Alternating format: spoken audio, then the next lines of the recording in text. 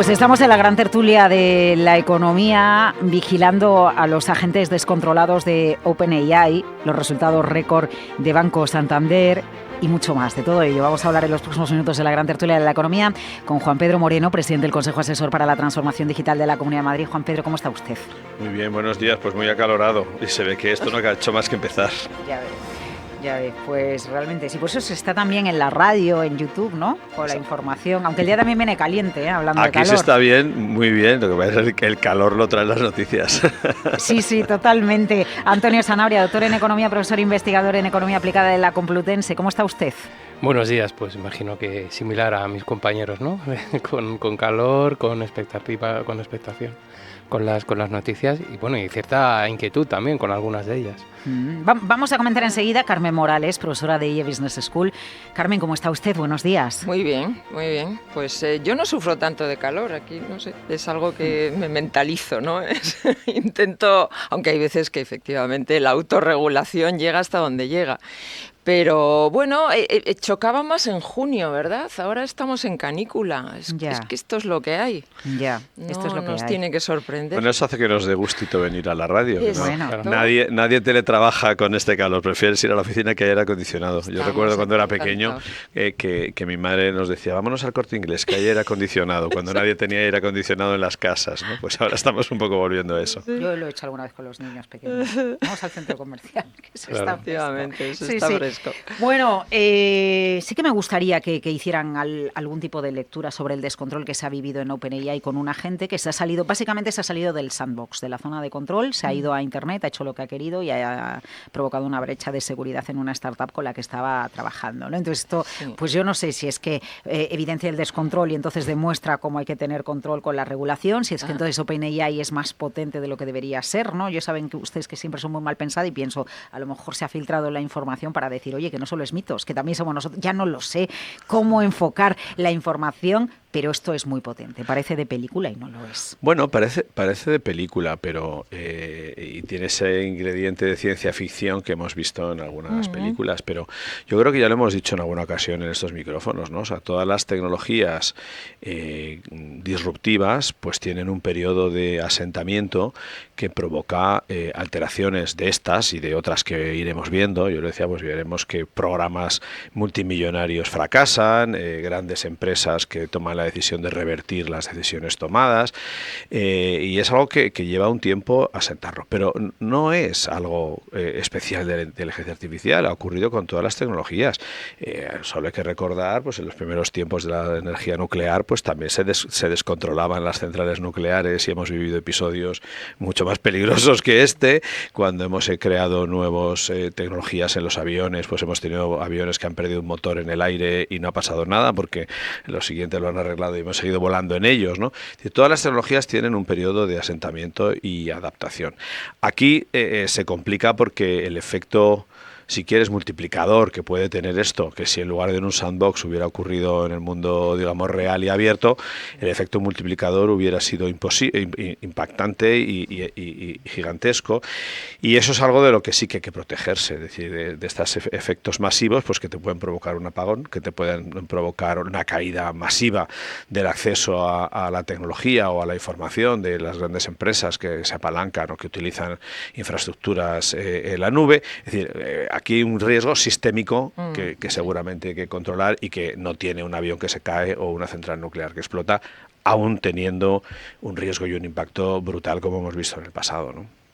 Sí, siempre hay que coger estas noticias cuando vienen de parte, además, con cierta cautela, porque siempre hay una sospecha, no digo que sea el caso, pero siempre hay como cierta sospecha o cierta exigencia de cautela, como señalaba Laura además, de bueno, esto lo está contando la propia empresa, que está diciendo, vaya pedazo de invento que tengo, que se me sale de la jaula, ¿no? Pero sí que en todo caso, estoy de acuerdo con lo que acabas de decir, las nuevas tecnologías siempre son disruptivas, siempre ocurren imprevistos. Y fíjate, con el tema, cuando se desarrolló la navegación aérea de viajeros, de personas, claro, fue la proliferación también de películas sobre desastres aéreos, ¿no? Al hilo del miedo a volar, de accidentes que realmente hubo, y felizmente pues son escasos. Por desgracia siempre hay alguno, pero es el medio de transporte más seguro que hay, aunque es el que nos da más miedo seguramente. Y bueno, pues con otras tecnologías sucede exactamente lo mismo. Eso no quiere decir que no pasa nada, que no, evidentemente. Esto nos recuerda, por ejemplo, Skynet, ¿no? La empresa aquella de la saga de Terminator. Sí. Pero bueno, y lo que sí que es verdad que yo creo que apunta ya de antes, con mitos, por ejemplo, entre otros, es que estamos en una situación donde ya la ciberseguridad, que la hemos normalizado en nuestro vocabulario, ha supuesto un cambio en las pautas, ¿no? de seguridad privada y general, ¿no? También de las administraciones. Pero esto va a significar un cambio en eso, porque la ciberseguridad que estaba pensada para atacantes humanos. Y ahora lo que vemos es que hay tecnologías que de manera autónoma son capaces de desmontarlo. O sea, que estamos pensando, a ver si cuando lleguen los ordenadores cuánticos, tal, bueno, pues igual antes de eso resulta que hay IAs que son capaces de desmontar. Yo no había reparado, Antonio, y creo que tienes mucha razón en poner un poco en la lupa sobre ese tema marketingiano que puede haber también detrás de decir, se me ha escapado el pájaro de la jaula, fijaros lo potente que es, ¿no? Es algo en lo que no había reparado yo tampoco. Sí. El King Kong que ha roto los barrotes, ¿no? Es que efectivamente, además es que cada vez que tenemos una idea de estas, ¿no? Pensando en Isaac Asimov, ¿no? Y el iRobot y todo esto, claro, eran modelos humanoides, ¿verdad? Era como... Y eran, sí, la rebelión, etcétera, ¿no? Que agredían al ser humano, ¿verdad? Y ahora esto, pues simplemente desde luego no son humanoides, ni falta que hace, y no es que nos agreden, es que simplemente se saltan las normas, ¿no? Que es algo muy humano, por otra parte, ¿verdad? Entonces, pero sí, el componente, sí, de decir... Atentos que eso a su vez, Carmen, es lo que nos fascina, ¿no? Parece que el ser humano tenemos ese reto, ¿no? Interno de plantearnos filosófico casi, ¿no? Existencial y la máquina podrá hacer lo que podemos hacer nosotros, ¿no? Y nos fascina ese reto. Consideramos que no, pero como que, ¿no? Es propio, yo creo, también, ¿no? De la supervivencia del ser humano, decir, ¿y a dónde podemos llegar? ¿no? Sí, efectivamente, es que no hay límites, entonces, pues si somos capaces, el mito de Prometeo, ¿no? Si somos capaces de crear un ser, ¿no? ¿Verdad? Que supera... pues las capacidades humanas, pues es algo... Recordad por un momento, a principios de los años 2000, cuando se implantaron aquellas tecnologías que permitían hacer operaciones automáticas en las bolsas de valores de forma directa, sin intervención humana. También vivimos episodios en los que la bolsa de Nueva York sufrió impactos no esperados, los fondos sufrieron impactos no esperados, cuando de repente pues los algoritmos se ponían a hablar unos con otros, vendían y compraban acciones en función de los criterios que se les habían marcado, y de repente pues crean efectos sistémicos en la bolsa. Es decir, todas las tecnologías hoy ya no ha vuelto a pasar, ni lo tenemos esto al cabo del día, ¿no? O sea, yo insisto que todas las tecnologías tienen un periodo de asentamiento. Lo que pasa es que esto es muy impactante, porque es verdad que nos retrotrae a las películas de ciencia ficción, y como hemos visto tantas cosas, pues enseguida lo asociamos a lo que decías tú, Carmen, ¿no? Al robot que ha salido a la calle y está empezando a parar a los ciudadanos, ¿no? Exacto. Antes de que nos vayamos a los resultados de Santander, que han sido récord, y me parece fascinante que expliquemos qué está pasando con los bancos españoles, ya que estamos en materia tecnológica, quiero contarles un asunto que publicó el New York Times esta misma semana sobre Alphabet Google. ¿Bien? ¿Recuerdan ustedes, hablando de ChatGPT, ¿no? Y OpenAI, a los pocos días de que se lance, o semanas de que se lance ChatGPT, dejamos de buscar en Google, ¿no? Y nuestros hijos nos dicen, ay, mamá, qué anticuada estás, que buscas en Google, tienes que buscar en ChatGPT. ¿Qué ha sucedido? Claro, que Google se puso las pilas y ahora las respuestas no las da la IA, ¿no? Entonces el New York Times saca, espero que no sea de manera intencionada también, yo ya es que desconfío de cualquier información que se publica, discúlpenme ustedes. Hay que desconfiar. Pasamos más minutos ahora en Google porque nos enganchamos con la IA. ¿Por cómo le podemos preguntar? Que al final es el lenguaje natural, ¿no? Porque no es decir algo y tú por link, ¿recuerdas, Carmen? Cuando teníamos que link por link, a ver qué soluciones me das, y si dentro del paper que me publica es aquí lo que yo estoy buscando del dato de productividad en Alemania. No, ahora no hace falta eso, ¿no? Entonces, el lenguaje natural hace que sigamos. Pues pasamos muchos más minutos y al final pasamos más tiempo en sus ecosistemas. Bueno, pero es distinto decir que pasamos más tiempo en la IA a decir que pasamos más tiempo en Google. Pasamos más tiempo en Google. Bueno, eso es lo que habría que ver. Bueno, eso es lo que dice, por eso, claro, eso es lo que dice el New York Times, eso es lo que, a ver si es verdad o no. Yo tiendo a pensar, no he visto los datos, ¿no? Pero tiendo a pensar que efectivamente antes el 100%, el 90% de nuestro tiempo de búsqueda se concentraba en el buscador Google. Es verdad que podías utilizar otras cosas, pero se concentraba fundamentalmente en el buscador Google.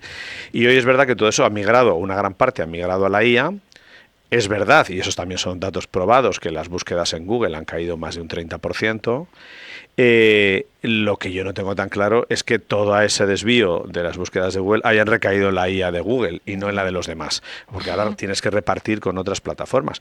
Pero sí, a mí lo que me preocupa de todo eso, y tiene que ver con lo que anunciabas de los precios del hardware y los costes, digamos, de operación de todo esto, es pensar cuánta búsqueda de esta naturaleza efectivamente se ha multiplicado de manera improductiva. Es decir, que tú antes decías, pues búscame una farmacia, y buscabas la farmacia y hasta ya le empiezas a explicarle a la IA que es que la farmacia la quieres que sea cerca de tu casa, pero además no quieres un sitio que tengas que coger autobús, pero además quieres no sé qué, y genera pues una serie de movimientos de consumo improductivos que seguramente antes no estaban para la misma búsqueda. Y ese es uno de los temas que seguramente tendrá impacto finalmente en los costes, ¿no? Bueno, claro, en la energía, por supuestísimo, ¿no? O el asunto sobre el que levantaba las alarmas Luis Vicente Muñoz esta mañana, y ya lo vimos con Apple hace unas semanas, cuando dijo, tengo que subir el precio de mis teléfonos o de mis Macs, porque al final el hardware cuesta más, y ahí se está generando ya una inflación de segunda ronda, ¿no? Que es la que preocupa a los banqueros centrales. Sí. Antonio, Carmen.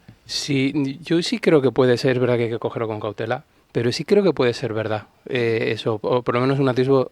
Claro, yo hablo de algo poco extendible, que es la propia experiencia personal o de mi entorno más cercano. Que yo sí que me doy cuenta que cuando utilizo simplemente para ir a una página o para algo muy rápido, para buscar un dato, buscar el enlace exacto, claro, al estar incluida la IA, muchas veces el propio Google no solamente te da los enlaces, sino que te da la explicación, te da el resumen de lo que dice el dato del INE, por ejemplo, lo que dice tal o cual, y bueno, pues te ayuda y puede que pases más tiempo. Y también se puede dar el incentivo a búsquedas improductivas que al final se traduzcan en más tiempo en Google, en este caso. No lo sé, pero sí que es verdad que, ligándolo con lo anterior, como estamos en una situación de, como decías, Carmen, ¿no?, de que se han roto las fronteras, es más difícil de prever cuestiones de pautas y demás, y la lógica que nos diría, por ejemplo, de esa reducción de Google, a lo mejor sí que tiene un contrafactor, por ejemplo, en esto, ¿no? En la integración de Google habría que ver, pero no deja de ser curioso. Sí, pero tiene un efecto educativo al final en la población, ¿no? Independientemente del... es decir, es como que más educativo en el sentido de generar hábitos, ¿no? Te genera una serie de hábitos. Ahora ya no estás buscando, como antes, ¿verdad?, el link más fiable. Ese ejercicio, ese paso ya nos lo hemos saltado, porque como ya nos ofrecen pues una especie de contraste entre varias fuentes más o menos fiables, no sé si alguna vez lo habéis hecho. Las fuentes se las dices tú a Google. Voy a pinchar las fuentes, etcétera, y entonces dices tú, pues aquí hay de todo. Entonces, a mí eso es lo que realmente me importa, Carmen. Fíjate que yo creo que uno de los temas, de acuerdo de mis tiempos de WPP, el periodo medio de permanencia en una noticia de un periódico digital no supera los 3 segundos. Claro, ¿cuánto tiempo pasas en una página servida por la IA que te da información? Mucho más, ¿no? Entonces se está produciendo una traslación, digamos, de tu atención. La atención del ser humano es limitada, y se está produciendo una traslación de la atención del ser humano hacia estas cosas. Si la veracidad, la autenticidad, el rigor no están garantizados, pues apaga y vámonos. Y esa es otra de las cosas que a mí sí que me preocupa. Eso es altamente preocupante. Sí, el rigor lo pones tú. En Google, por ejemplo, tú eliges cuáles son tus fuentes y por lo tanto al priorizar una respuesta, por ejemplo, si acude a un determinado tipo de medios o acude a otro, más por el uso que le des. Hombre, si es académica, pues obviamente sí, ahí tienes más cuidado, pero si es como decía antes Juan Pedro, ¿no?, el decir, bueno, voy a la farmacia, entonces, pues el criterio... Antonio, yo fíjate que lo que creo aquí, la clave de todo, y lo he dicho muchas veces, es que nos formemos adecuadamente en el uso de estas herramientas. Sí, ¿quién nos ha formado, cualquiera de los que estamos escuchando en la radio hoy, en utilizar Excel, Word o PowerPoint. Nadie. En resumen, claro, era tan intuitivo, que era la forma de vender que tenía Microsoft esto, era tan intuitivo que no hacía falta formarse. Claro, resultado, usamos el 10% de lo que es capaz de hacer Google, PowerPoint, PowerPoint o Word, ¿no? No le sacamos nunca la capacidad o la potencia que tienen esas herramientas. En la inteligencia artificial es mucho más peligroso, porque lo importante ya no es la respuesta, porque la respuesta a la inteligencia artificial yo creo que tiende a darla bien. Es como tú bien decías, Antonio, es como haces la pregunta. Claro. Y aprender a hacer la pregunta tiene su miga. Es decir, pues si no quiero que me metan bulos, pues tendré que elegir las fuentes. Si quiero una respuesta precisa, la pregunta tiene que ser muy precisa y muy bien orientada. Sí. Y entonces, ¿quién nos tiene que enseñar a preguntar? Yo creo que es un tema educativo absolutamente importante. Nos hemos lanzado a usar la IA como mucho mañana porque realmente es intuitiva y es fácil, pero no lo es tanto como uno cree, ¿no? No se preocupen, que vamos enseguida a resultados de Santander, pero hay una preocupación que compartimos Juan Pedro y yo, y intuyo que también con Carmen y con Antonio, que es la de nuestros jóvenes, ¿no? Todo esto viene a raíz del absentismo y algunas conversaciones que hemos mantenido Juan Pedro y yo, porque Juan Pedro me ha enviado una documentación detallada acerca de las ratios de absentismo por edad y qué está detrás. Pero ya que de alguna manera se ponen los jóvenes encima de la mesa con cómo aprendemos a preguntar, ¿no? Qué importante sería que a lo mejor no hace falta tener una asignatura en el cole o en el instituto que sea IA, no hace falta, porque realmente para qué usábamos filosofía, el comentario de texto de toda la vida, ¿qué era? Aprender a preguntar, aprender a contextualizar, aprender a entender, ¿no? A hilar. Pero qué importante, ahora más que nunca, que sí, matemáticas y ciencias, pero el pensamiento crítico. Claro, pues filosofía ya no está en los planes de estudio de los colegios, te lo aviso. Pero sí está en el bachillerato, sí se estudia filosofía. Bueno, mi hija acaba de y es importante y tiene filosofía, y mi hijo. Más que nunca es importante, justamente lo ligo con lo que comentaba en Madrid, Juan. En la Comunidad de Madrid, no sé otras comunidades, pero en la Comunidad de Madrid, sí, yo creo los que en institutos está. Sí, pero más que nunca eso, y eso lo ves en la universidad también, donde, claro, tienen un potencial enorme y una capacidad de conocimiento de ese uso pues todavía limitada, porque no para de cambiar además, y es el hecho de saber pensar. Por eso temas como la filosofía me parecen importantes, es decir, pensamiento crítico al final no es otra cosa más que aprender a pensar. Eso que decía Laura de desconfío de todo, bueno, pues eso hay que hacerlo. Es decir, hay que desconfiar de las propias fuentes que has utilizado, contrastar efectivamente si lo que has puesto es correcto, de no poner lo primero que veas por ahí, que es lo primero que te ocurre cuando ves un trabajo que han hecho con IA, han reproducido tal cual les ha venido en la pantalla. Bueno, pues cuestionarte eso, comprobar que efectivamente es así, intentar entender por qué es así y por qué ese dato es llamativo o no. Bueno, pues esas cosas al final lo que nos va a hacer es tener que adaptar, y también tener que adaptar el currículum académico y la enseñanza pues a ese uso. Es decir, ya está ocurriendo con determinadas tareas que ya no tienen sentido. Pero fíjate, por experiencia propia, ¿no? En lo que hacemos en el IE, hay una serie de normas de uso, ¿verdad? O sea, más como límites y prohibiciones, ¿no? Aunque sí hay libertad de uso como herramienta, etcétera, pero es ya no tanto a educar o formar, porque estas generaciones ya vienen sabiendo más que nosotros, y si nosotros manejamos a lo mejor un 10% de estas herramientas del conocimiento de ella, desde luego ellos asumen que conocen más. No sé si realmente será más del 10, pero suele ser más. Que conocen más, ¿verdad? Sí. Y entonces ahí ponerles como una especie de asignatura sería redundante y generaría bastante rechazo. Eso por un lado. Luego está el tema del pensamiento crítico. Un dato que nos hemos dado cuenta es que sí te puede permitir, el uso de inteligencia artificial te puede permitir tener una mayor expansión a la hora de abordar una serie de materias o conocimientos, pero desde luego la profundidad no. Ahí es lo que estamos sacrificando, la profundidad del análisis, la profundidad del pensamiento relacional, ya no solamente del pensamiento crítico. Y ese es el gran, yo creo, problema, ¿no?, que estamos provocando al final.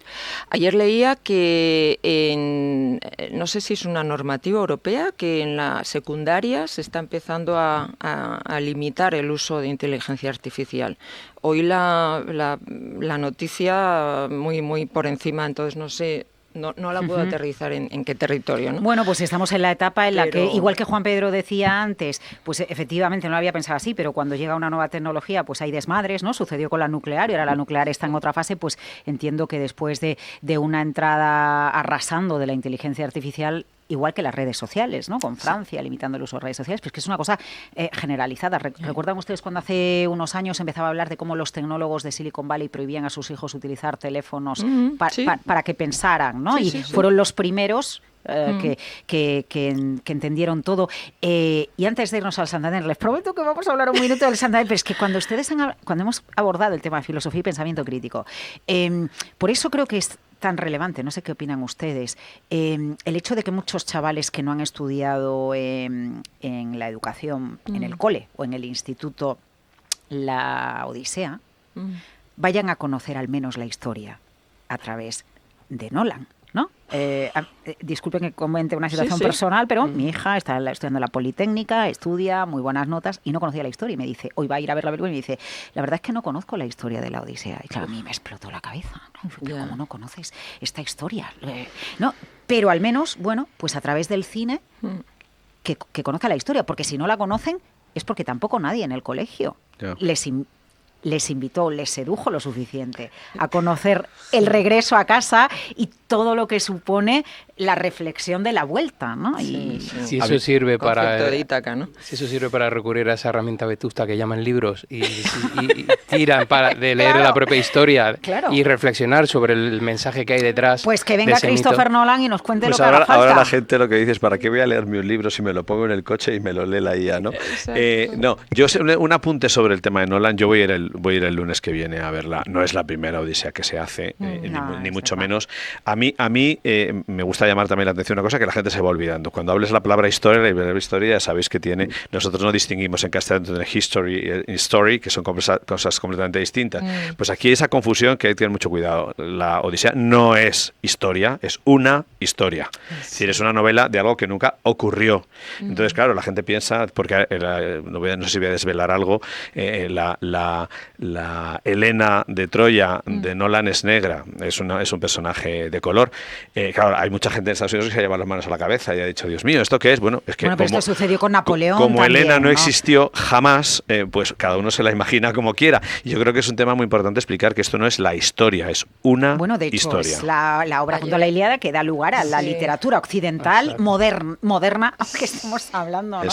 Pero mira, me permito recomendar de estos micrófonos, hay una obra de teatro de Alberto Conejero, un monólogo maravilloso que interpreta un actor que se llama Rubén de Guía, que se titula En mitad de tanto fuego y que te cuenta la historia de Troya, de Helena de Troya y de Aquiles, contada desde el lado del amor, desde qué sentía Aquiles y su pareja viviendo en una guerra que no era la suya. Y yo creo que esa visión también es muy bonita y me permito recomendarle a la gente que vea la obra de teatro. Uno de los mejores dramaturgos de este país, yo creo.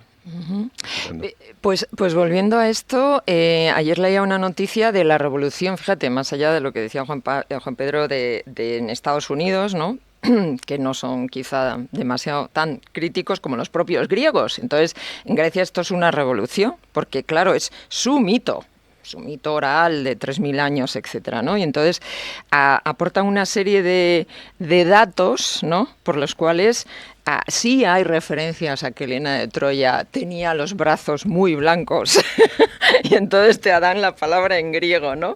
Leuco, no sé qué. Entonces dicen, ahí vamos a los datos, ¿no? Entonces, bueno, insisto, efectivamente es tradición oral, por tanto puede haber tenido en esos 3.000 años muchos aportes, ¿no? Pero sí lo que es al final, en esa diferenciación o en esa distinción de history story que decía Juan Pedro también, forma parte digamos el espíritu fundacional europeo, ¿no? Estos mitos. Es algo que forma parte de nuestra cultura. Y que no lo sepan en los colegios, que ni siquiera tengan una referencia mínima, pues es triste, es francamente triste. Yo creo que es para que reflexionen los responsables de los modelos educativos, pero ha dicho usted algo muy importante, Carmen. La Ilíada y la Odisea, Homero no las escribió. ¿No? Y cuando alguien las plasmó por escrito, le llovieron las críticas, porque consideraban que para que las historias arraigaran de verdad, tenían que transmitirse de voz a voz. Es decir, la escritura, la tecnología de la escritura también fue criticada en su momento. También fue disruptiva. Hemos arrancado con tecnología, acabamos con tecnología. Santander, pues resultado récord. Al final el 55% banca retail. Saben ustedes que los supermercados se mide, cuando da resultados Mercadona, mide ticket medio por cliente cada vez que vamos al supermercado, ¿no? Pues Santander desglosa en sus resultados la comisión media por cliente, ¿no? 130 euros, sube un 3%, sube el margen de intereses, la economía crece, resultado récord brutal, 42 millones al día de beneficio. Yo me lo esperaba, porque después de que convenciese a Ana Botín, al famoso influencer norteamericano, el otro día, que he supuesto que es que se abrió cuenta finalmente, y eso es lo que lo he supuesto, digo, porque eso será lo que ha disparado los beneficios del Santander.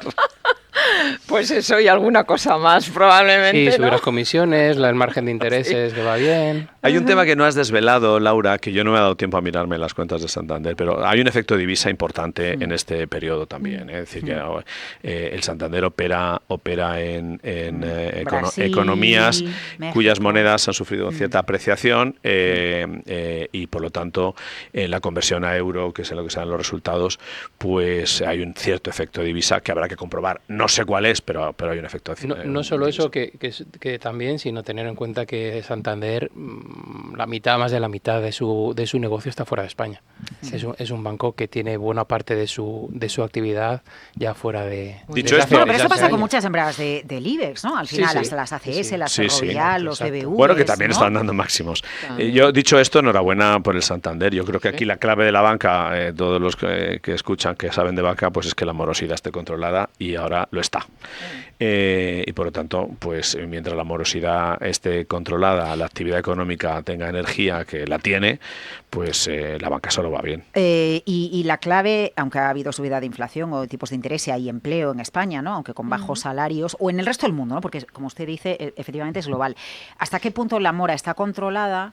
Porque se cambió la regulación bancaria, que limita y hace que se estudie más cada crédito, cada euro que se concede en crédito a raíz de la crisis financiera. Yo creo que está ligada. ¿No lo cree usted, Antonio? Que está... Oh, sorpresa, ya está habiendo voces que es demasiado restrictiva, hay que aflojar, hay que revisar las restricciones, porque entonces la banca podría conseguir una rentabilidad que no tiene, bla, bla, bla.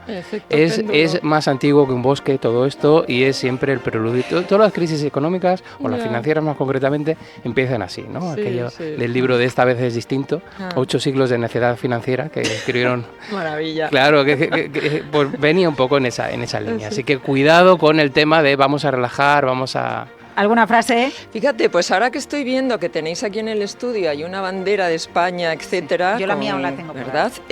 Yo creo que esto sí que es marca España, todos estos resultados, ¿verdad? Independientemente, por supuesto, de los resultados de la selección y tal, y estos resultados de las empresas del IBEX 35, esto sí es marca España al final, ¿no? Esto da una imagen, o recupera una imagen de país serio y país consolidado, ¿no? Que falta nos hace.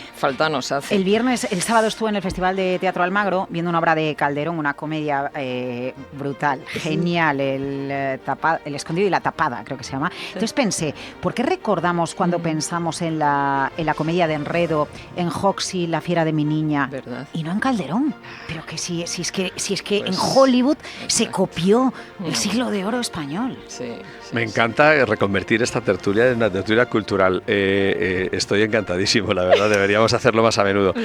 Pues sí, yo creo que hay que recuperar un poco los clásicos, ¿no? Y ponerlos en valor. A mí me encanta. Bueno, ahora dicen que las empresas están contratando ya filósofos, ¿no? Que nosotros tenemos que darle un carácter humanista al análisis de lo que sucede en la economía, con la inversión y con el dinero. Muchas gracias. Y recordar que el cine no sustituye la historia y tampoco sustituye a los libros.